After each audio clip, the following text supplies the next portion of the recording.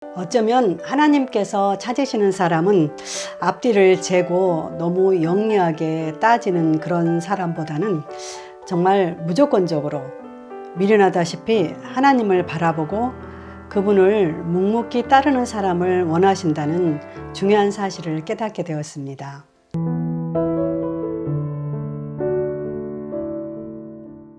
우리가 인생을 살다 보면 종종 중요한 선택의 순간에 놓일 때가 참 많습니다.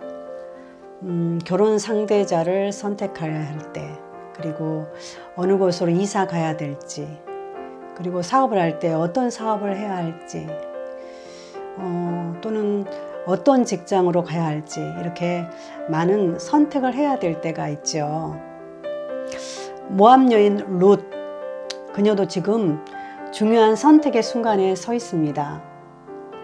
남편이 죽고 시집에 남은 거라고는 지독한 가난과 시어머니 뿐이잖아요. 그런데 마침 시어머니가 지금 친정으로 돌아가라는 거예요. 그리고 아직은 젊으니까 새 인생을 살라고 지금 권하는 겁니다. 사실 룻 입장에서는 딸린 자식도 없고 사실 새 인생을 살면 더 편하잖아요. 이미 형님이었던 오르바는 사실 시댁을 떠나고 친정으로 가는 그 길을 택했잖아요. 룻과 같은 이런 선택의 순간에 놓이게 되면 오늘날의 많은 여성들은 어떤 길을 선택했을까요? 저 같아도 그 가난한 시댁 홀시어머니를 모시는 것보다는 아직은 젊고 딸린 자식이 없으니까 어떻게 보면 새 인생을 사는 그 길을 선택하지 않았을까요? 오늘날의 많은 여성들이 아마 좀 더 쉬운 길, 그런 길을 선택했을 것 같아요. 그런데 룻은 이런 선택의 순간에 어머니를 따라가겠다는 선택을 해요. 그러니까 이 선택도 조건이 없는 어떻게 보면 무조건적인 그런 선택을 하는 거죠. 어머니께서 가시는 곳에 나도 가고 어머니께서 거하시는 곳에 나도 거하겠나이다. 어머니의 백성이 나의 백성이 되고 어머니의 하나님이 나의 하나님이 되시리니. 룻은 어떻게 이런 고백을 하며 무조건적인 선택을 할 수 있었을까요? 당시 시어머니 나오미는 여호와의 손이 나를 치셨다고 분명히 고백했잖아요. 그럼에도 불구하고 룻은 시어머니를 따르겠다고 말하잖아요. 룻의 이러한 선택을 보면서 룻은 어떻게 그렇게 할 수 있었는지 참 궁금해요. 어쩌면 룻은 단순한 여인이었지 않았을까요? 앞뒤를 재고 따져보고 그런 수적인 것을 계산하지 않은 그런 여인이었지 않았을까 생각이 들어요.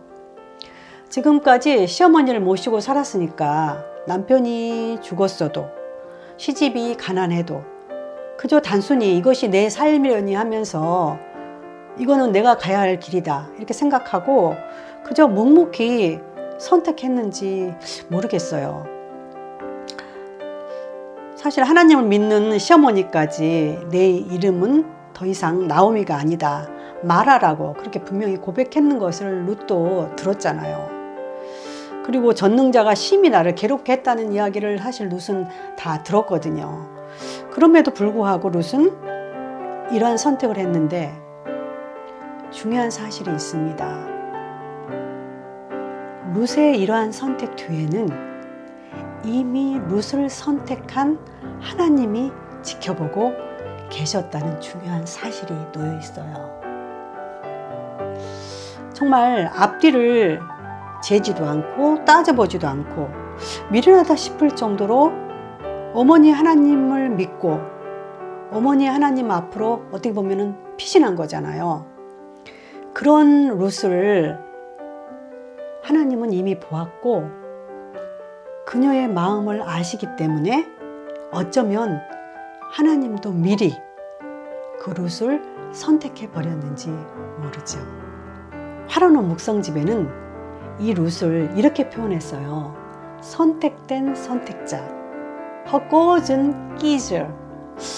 이렇게 표현을 해놨더라고요. 참 멋있는 표현이에요. 이 표현이 무슨 말이냐면 룻은 하나님으로부터 선택된 여인이었지만 그녀 스스로 하나님과 함께 가는 그 길을 선택한 사람, 이런 표현이거든요. 멋있지 않아요?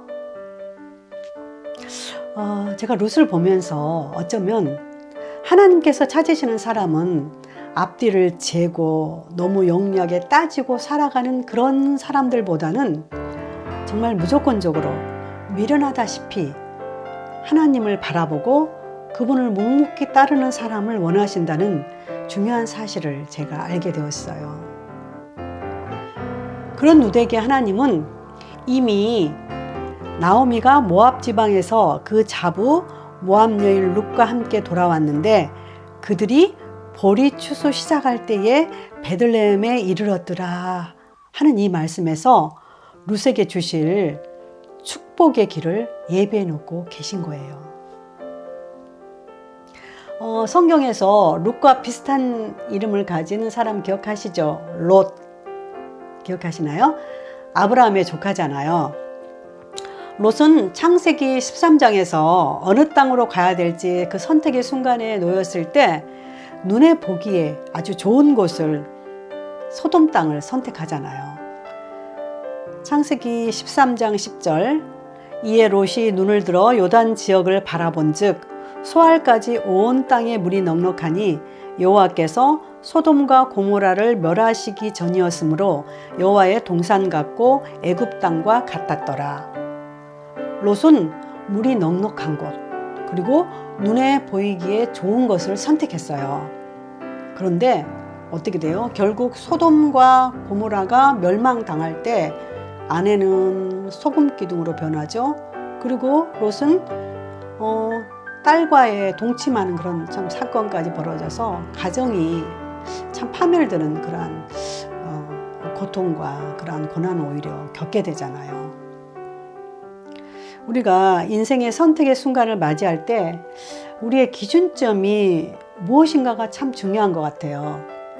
그러니까 세상적인 가치 기준을 따라서 선택할지 아니면 하나님께서 기뻐하시는 하나님의 가치 기준을 따라 선택하는지 이게 참 중요할 것 같아요.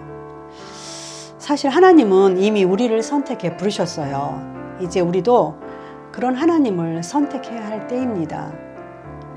인생의 매 순간 우리가 어려운 선택을 해야 할 기로에 놓여 있을 때 앞뒤 조건을 따져보고 세상적인 기준을 막 따져보는 것보다는 어린아이 같은 그 순수한 마음으로 하나님을 따라서 선택한다면 하나님께서 우리를 가장 잘 아시기에 그 하나님께서 우리의 가장 좋은 것을 예비해 주시고 우리 길을 함께 따라가 주지 않을까 그렇게 생각합니다.